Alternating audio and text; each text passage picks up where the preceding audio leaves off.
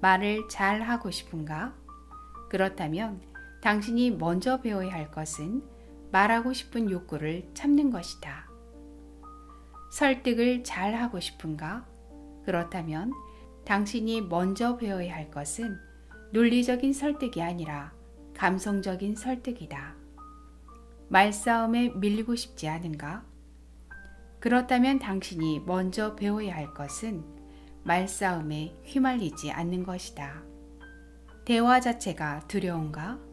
그렇다면 당신이 먼저 배워야 할 것은 대화법이 아니라 두려움에 맞서는 법이다. 말센스가 뛰어나고 싶은가? 그렇다면 당신이 먼저 배워야 할 것은 말이 아니라 센스이다. 안녕하세요. 책 읽어주는 클라우디아입니다. 오늘 소개해드릴 말센스는 출간되면서부터 틈틈이 여러 번 반복해서 읽었었는데요. 대화법에 대한 지혜가 가득 담긴 매우 실용적인 책입니다. 읽을 때마다 저에겐 어머, 내 얘기잖아 하면서 매번 나 자신을 반성하게 되고 이제부턴 경솔하지 말고 센스 있게 말해야지 하고 또다시 새롭게 다짐하게 해주는 책입니다. 하지만 품격 있고 우아하게 늙어간다는 게 도무지 쉽지가 않네요. 뒤돌아 생각하면 그때 왜 그렇게 말을 했지? 이러면서 적잖이 후회되는 일이 많죠. 내가 세상에 내어놓은 일보다 세상이 나에게 주는 것이 훨씬 많았는데 이제서야 그 많은 것에 더 감사하고 삶엔 공부하는 일이 없었음을 비로소 깨닫게 되는 것 같아요. 그래서 오늘은 말센스에 대해서 다시 한번 생각하는 시간을 함께 가져볼까 해요. 스몰 빅미디어에서 펴낸 말센스의 저자는 바로 셀레스트 헤들리인데요. 셀레스트 헤들리는 미국 최고의 방송인 가운데 한 명으로 의사소통이 단절된 현 시대에 대화법을 배우고자 하는 사람들에게 매우 열광적인 지지를 받고 있습니다. 저자는 이렇게 말합니다. 소통에서 가장 중요한 것은 공감이다. 그런데 그 공감이 말재주나 말솜씨가 뛰어나다고 생각하는 것은 아니다. 상황에 따라 단 한마디의 말 혹은 얼마든지 공감은 가능하고 어떤 경우엔 아무 말 없이 계속해서 들어주는 것만으로도 충분하다. 그래서 내가 이 책에서 들려주고자 하는 것은 말을 잘 하기 위한 스킬이 아니라 소통을 잘 하기 위한 원칙들이다. 그럼 작가의 이야기 속으로 들어가 보실까요? 편안한 마음으로 끝까지 함께 해주세요. 낭독 시작합니다. 말센스가 말재주를 이긴다. 역설적이게도 우리에게 가장 큰 상처를 주는 사람은 우리가 가장 사랑하고 아끼던 사람이다. 우리는 가장 잘 알고 있고 가장 친하고 가장 많은 말을 주고받았던 사람들로부터 가장 큰 상처를 받는다. 마음의 상처라는 것은 서로 함께한 시간의 길이에 비례하기 때문이다. 그래서 함께하지 않았고 잘 알지도 못하는 사람에 대해서는 그가 악행을 저질러도 아무런 상처를 받지 않지만 오랫동안 친하게 지냈고 많은 대화를 나눴던 사람으로부터는 약간의 비틀린 말만으로도 크게 상처를 받는다.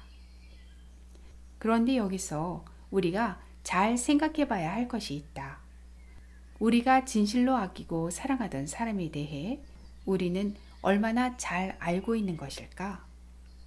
예를 들어 어느 날 친한 친구로부터 회사에서 해고당했다는 이야기를 들었다고 해보자.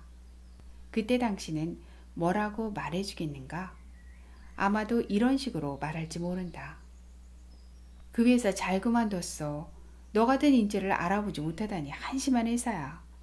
나도 2년 전에 회사를 그만둔 적이 있잖아. 나도 그땐 서글픈 기분이었어. 하지만 금방 재취업에 성공했잖아. 내가 널 잘 아는데 넌 의지가 강하니까 더 좋은 회사를 구할 수 있을 거야. 너보다 능력이 모자란 나도 재취업에 성공했잖아. 하지만 생각해보자. 만약 친구를 해고한 회사가 친구가 가장 입사하길 원했던 회사라면 또 친구가 지금 당장 일을 하지 않으면 경제적으로 큰 문제가 생기는 상황이라면, 그래서 친구는 지금 서글픈 정도가 아니라 절망적인 상태라면, 그리고 친구에게는 자신감이 부족해서 재취업에 대한 두려움이 당신보다 훨씬 크다면, 상대에게 어떤 큰 문제가 생겼을 때 곧바로 어떤 해결책을 제시하는 것은 그리 현명한 방법이 아니다. 아무리 오랜 시간을 함께한 친구라도 우리는 그 친구가 지금 어떤 상황에 처해 있는지, 어떤 기분인지 정확히 알 수는 없기 때문이다. 게다가 상대의 처지를 내 경험과 비교하는 것은 더 좋지 않다. 문제를 해결하는 방식은 사람마다 다르고 처한 상황에 따라 달라지기 때문이다. 그렇다면 어떻게 하는 것이 좋을까? 진심 어린 대화와 관련하여 수없이 고민하고 연구했던 내 경험을 예로 들자면 이렇다. 나는 이혼 절차를 밟고 있던 친구와 긴 대화를 나눈 적이 있다. 친구와 나는 전화기를 들고 40분 동안이나 이야기를 나눴는데, 통화가 끝날 무렵 친구가 나에게 말했다. 조언 고마워. 내 덕분에 문제가 조금 해결된 것 같아. 그 말을 듣고 나는 많이 놀랐다.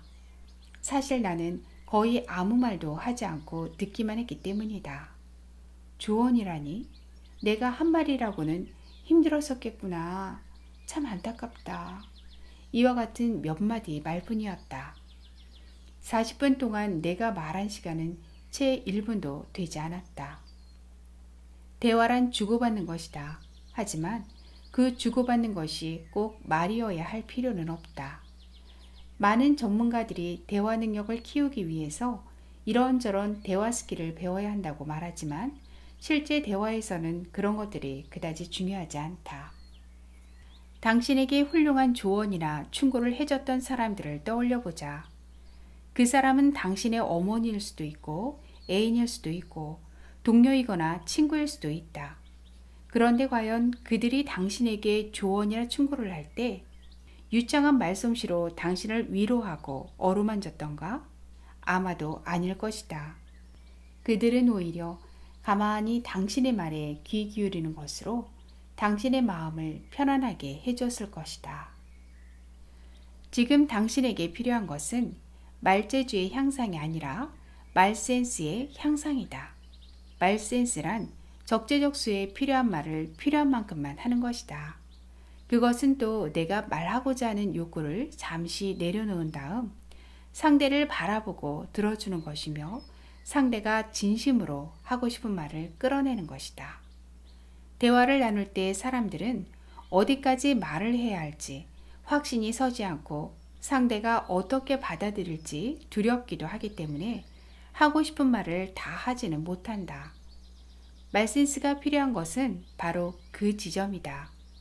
말센스는 경청하고 질문하고 공감하고 배려함으로써 상대가 하고 싶었던 말, 망설이던 말, 감춰두었던 말이 드러나도록 하는 것이다. 나의 본심을 전달하면서도 누군가의 진심을 제대로 알고 싶다면 말하기보다는 들어주고 재촉하기보다는 기다려주고 논쟁하기보다는 공감하는 것이 필요하다. 이것이야말로 진정한 의미의 말센스이다. 주인공이 되고 싶은 욕구를 참아낸다. 우리는 상대와 대화를 나누기보다 자기 하고 싶은 말을 하기에 바쁘다. 상대가 보고 느끼고 생각하는 것을 언제나 나와 결부시켜 얘기하는 것이다. 이래서는 상대를 제대로 이해할 수 없다. 나에 대한 이야기에서는 내가 주인공이지만 상대에 대한 이야기에서는 상대가 주인공이 돼야 한다. 몇 년 전 내가 좋아하는 한 친구의 아버지가 돌아가셨다. 장례를 치른 후 어느 날 그 친구는 사무실 밖 벤치에 홀로 앉아 멍하니 지평선만 바라보고 있었다. 그녀는 극도로 심란한 상태였기 때문에 나는 무슨 말을 해주어야 할지 알 수가 없었다. 슬픔에 빠져 취약해진 사람에게 적절한 말이 무엇일까 고민을 하다가 나는 내가 아버지 없이 자랐다는 사실에 대해 이야기를 늘어놓기 시작했다. 내가 9개월밖에 안 되었을 무렵 아버지가 잠수함에서 익사한 이야기를 들려주면서 아버지의 얼굴조차 알지 못했음에도 항상 아버지의 죽음을 애통해했다고 말했다. 나는 그저 그녀가 혼자가 아니라는 사실을, 나도 비슷한 일을 겪어봤기 때문에 그녀의 기분을 이해한다는 사실을 알려주고 싶었다. 하지만 내가 이 이야기를 마치자 친구는 나를 바라보면서 이렇게 쏘아붙였다. 좋아, 셀레스트, 네가 이겼어. 너는 아버지를 알지도 못했지만 나는 아버지와 최소 30년 이상을 함께 보냈으니 네 상황이 더 안 좋은 거야. 그러니 아버지가 돌아가셨다고 해서 내가 기분 상할 필요는 없겠지. 나는 몹시 당황했다. 그래서 내가 즉각적으로 보인 반응은 내 태도를 변호하는 것이었다. 나는 말했다. 아니야. 그런 뜻으로 한 말이 절대 아니야. 나는 그저 너의 기분을 이해한다고 말하고 싶었던 것뿐이야. 그러자 그녀가 답했다. 아니야, 셀레스트. 너는 이해 못해. 너는 내 기분을 조금도 몰라. 내 친구는 자리를 떴고 나는 그곳에 무기력하게 서서 그녀가 사라지는 모습을 바보처럼 바라만 보고 있었다. 나는 내 친구를 완전히 실망시키고 말았다. 나는 그녀를 위로하고 싶었지만 위로는커녕 기분을 더 상하게 하고 말았다. 적어도 의식적인 수준에서는 내가 그녀와 공감을 하려고 노력하고 있었는지 모르지만 실제로 내가 행한 건 그녀의 고통에서 관심을 끌어와 나에게 집중시킨 것이 전부였다.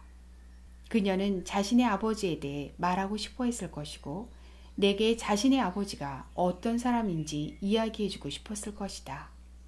그녀는 자신의 소중한 기억을 친구와 나눔으로써 상실감을 극복하고 싶었을 것이다. 그런데 나는 그녀의 이야기를 들어주기는커녕 내 아버지의 비극적인 죽음에 대한 이야기만 늘어놓고 말았다. 그날 이후로 나는 내가 얼마나 자주 다른 사람들의 상실과 고난에 대한 이야기를 내 자신의 경험과 관련된 이야기로 맞받아쳤는지 인식하기 시작했다.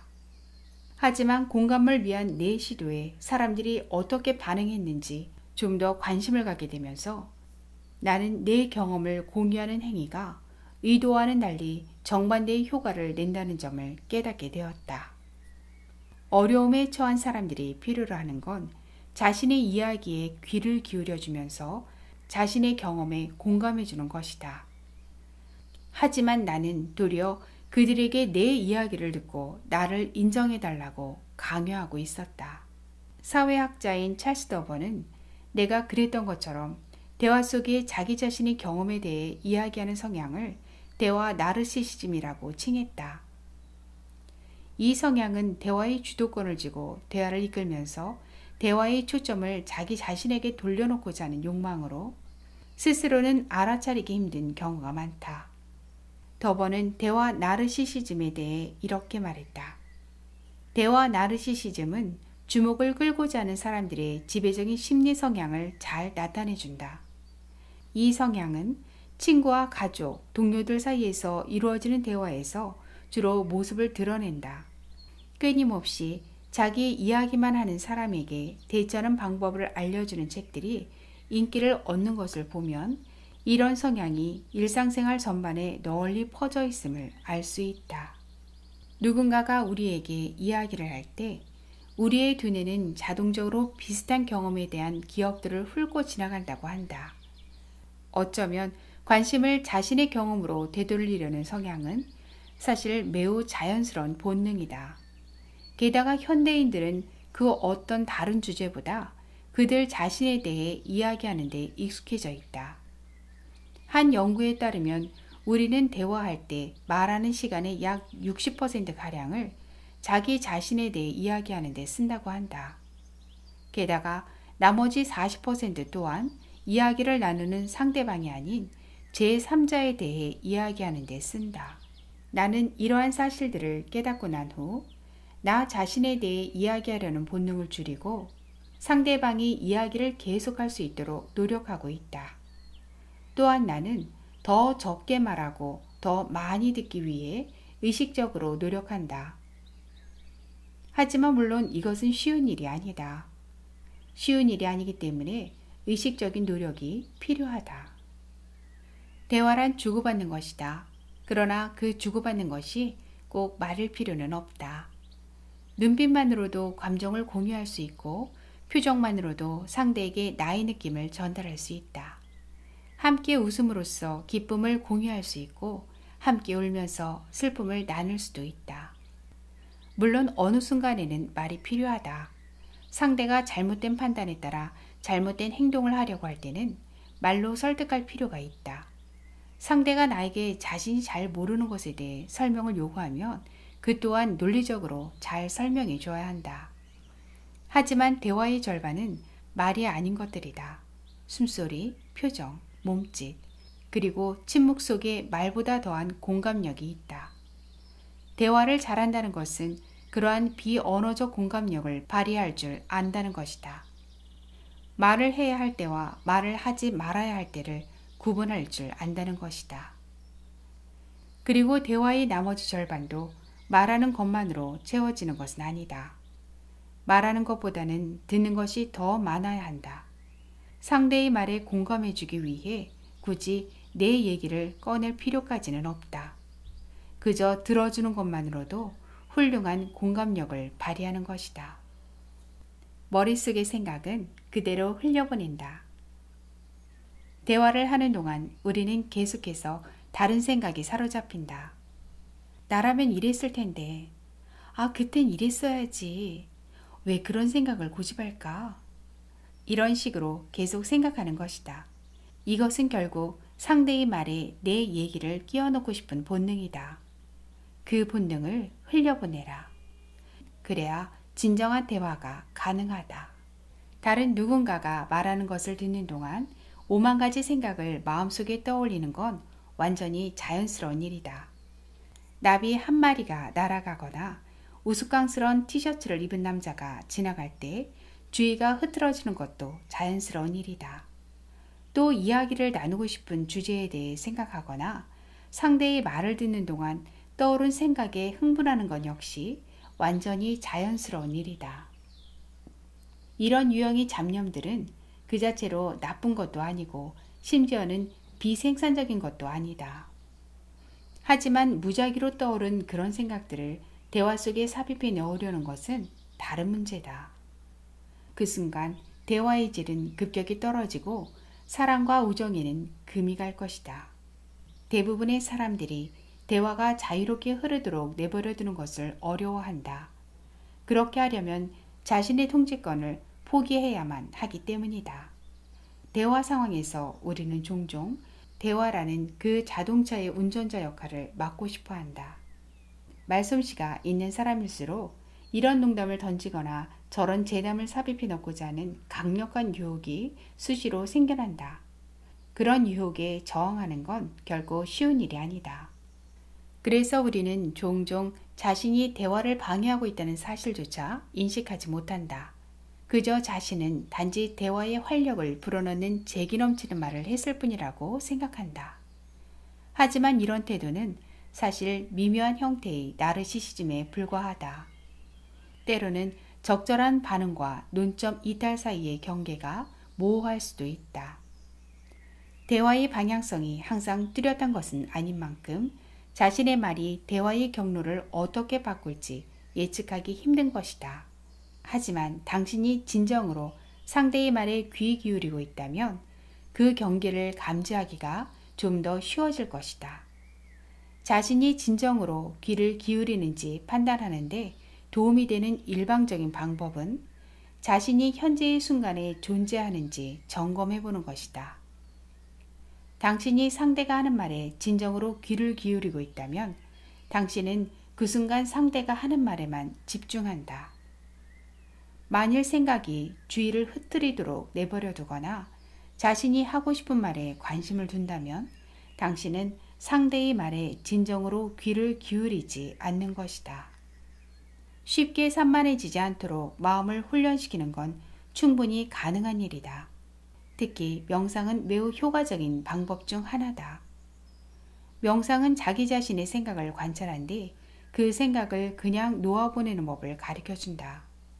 하지만 명상이 별로 내키지 않는다면 그저 상대의 말에 귀를 기울이고 불현듯 떠오르는 상념들을 붙들지 말고 놓아주면 된다. 그 무엇도 바꾸려 하지 말라. 산만한 생각을 더 빨리 알아차릴수록 그 생각이 당신의 두뇌와 몸을 끌고 가기 전에 놓아버리기도 더 쉬워질 것이다. 일단 머릿속으로 들어오는 생각을 알아차렸다면 그 생각과 싸움을 벌이지도 머릿속을 청소하려고 애를 쓰지도 말라. 당신은 내가 생각하는 것을 막을 수 없고 생각에 능동적으로 저항을 해봤자 정신만 더 산만해지기 쉽다. 그러는 대신 생각이 머릿속으로 들어오면 단순히 혼잣말로 생각이로군 하고 말한 뒤 대화로 다시 주의를 되돌리면 된다. 말재주와 말센스는 다르다. 말을 잘하고 싶은가? 그렇다면 말하고 싶은 욕구를 참는 것부터 배워야 한다. 우리가 알고 있는 소통의 달인들은 의외로 말솜씨가 유창하지 않은 경우가 많다.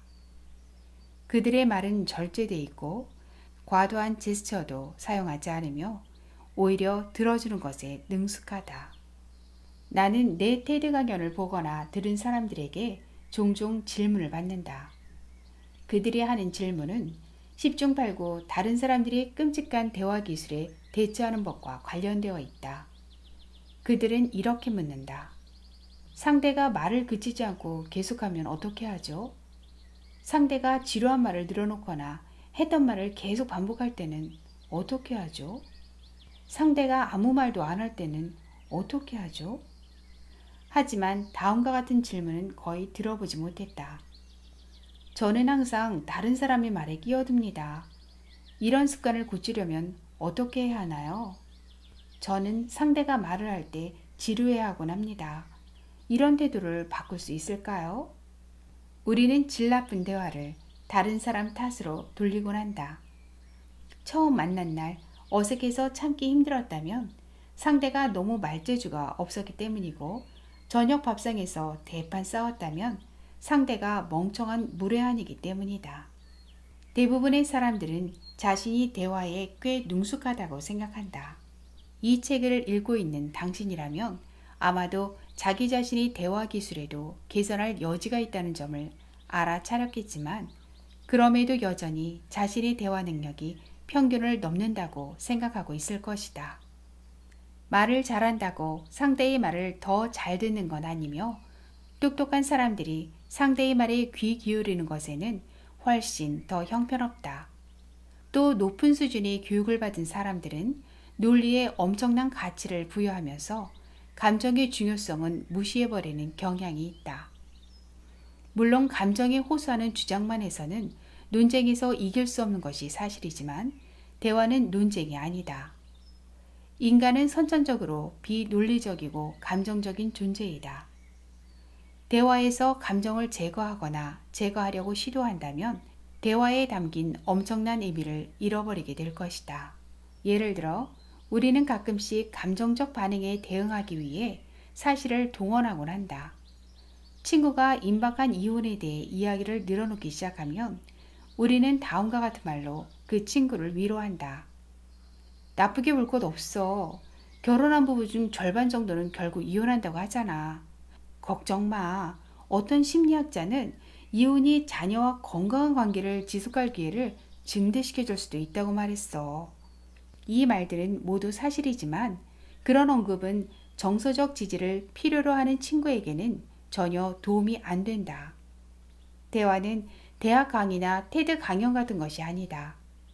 힘들어하는 친구의 말을 들어주는 것이 아무리 어색하게 느껴진다 하더라도 논리로 도피하는 것은 올바른 반응이라 할 수 없다. 자신의 고통을 토로하는 사람에게 상투적으로 제공되는 위로의 말들을 떠올려 보라. 기회는 얼마든지 있다. 이런 말이 비록 사실일지는 모르지만 나는 그런 말이 막 해고당한 사람에게 도움이 될 것이라고 생각하지 않는다. 그 일은 처음부터 너에게 안 맞았어. 운다고 해결될 문제가 아니야. 사람들이 쳐다보잖아. 이런 말 역시 위로와는 거리가 멀다. 논리를 통해 감정적인 문제에 접근하려는 전략은 실패하기 마련인 것이다. 논리는 감정을 무력화시키고자 시도하지만 감정은 약점이 아니고 무용한 것도 아니다. 인간은 사회적 동물인 만큼 우리의 감정은 유용한 동시에 중요하기도 하다. 대화 당사자들이 IQ와 EQ를 모두 사용할 때만 비로소 훌륭한 대화가 이루어질 수 있다. 또 논리를 동반한 지성은 훌륭한 대화를 방해하기도 한다. 지성이 높은 것으로 간주되는 사람들은 스스로를 다른 사람들보다 더 명민하고 사리에 밝은 것으로 간주하기 때문에 자신보다 지적 능력이 떨어진다고 생각하는 사람들과 대화하게 되었을 때 자신이 무언가를 이해하지 못한다는 사실을 인정하려 들지 않는다. 그들은 상대의 말을 이해하지 못했다는 사실을 인정하는 것이 자신이 생각만큼 똑똑하지 못하다는 사실을 인정해야 하는 것으로 느껴지는 것이다. 그래서 나는 대화 과정에서 발생한 문제점들에 대해 상대와 터놓고 이야기할 것을 권한다. 대화를 하다가 무언가 빗나가고 있다는 것을 느끼면 상대에게 피드백을 요청해보라. 당신이 기대한 대로 대화가 진행되지 않았다는 점을 상대에게 알린 뒤 자신이 잘못 이해한 것은 없는지, 요점을 제대로 파악하지 못한 것은 아닌지 솔직하게 물어보는 것이다. 그런 뒤 상대가 하는 말에 귀를 기울여라. 기분 나빠하지 말고 상대가 하는 말을 잘 들어보라. 아마도 처음에는 형제자매나 친구처럼 친한 사람에게 물어보는 것이 좋을 것이다. 건설적인 비판을 귀담아 듣는 것은 결코 쉬운 일이 아니지만 대화 능력을 향상시키고자 한다면 개선이 필요한 측면들을 정직하게 검토해 보는 것이 필수적이다. 나는 라디오 스튜디오에서 사람들에게 말을 하고 난 뒤 실수했거나 개선이 여지가 있는 부분이 어디인지 피드백을 받았다. 당연한 말이지만 나는 대화 기술이 향상됨에 따라 스튜디오의 안과 밖에서 이루어지는 의사소통의 질 역시 향상되는 것을 느낄 수 있었다. 내가 상대의 말에 귀를 기울이자 수줍어하던 사람들이 더 많이 말을 걸어왔고 대화에 더 집중하는 모습을 보이자 말 많던 사람들이 장황하게 말하는 것을 자제하기 시작했다. 삶에서와 마찬가지로 대화에서도 당신은 다른 사람의 말과 행동을 통제할 수 없다. 당신이 통제할 수 있는 건 오직 당신 자신뿐이다. 하지만 때로는 그것만으로도 충분하다. 오늘의 낭독은 여기까지입니다. 오늘도 행복하고 평안한 하루 되세요. 구독과 좋아요 그리고 알림과 공유는 큰 힘이 됩니다.